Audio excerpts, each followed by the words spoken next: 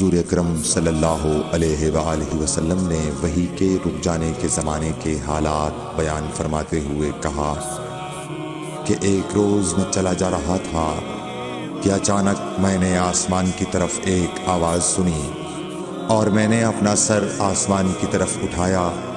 کیا دیکھتا ہوں کہ وہی فرشتہ جو میرے پاس غار حرا میں آیا تھا وہ آسمان و زمین کے بیچ میں ایک کرسی پر بیٹھا ہوا ہے۔ میں اس سے ڈر گیا اور گھر آنے پر میں نے پھر کمبل اوڑھنے کی خواہش ظاہر کی۔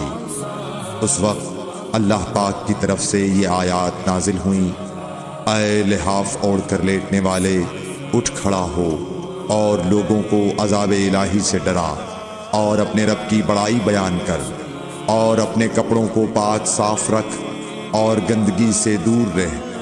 اس کے بعد وہی تیزی کے ساتھ پے در پے آنے لگی۔ صحیح بخاری حدیث نمبر 4۔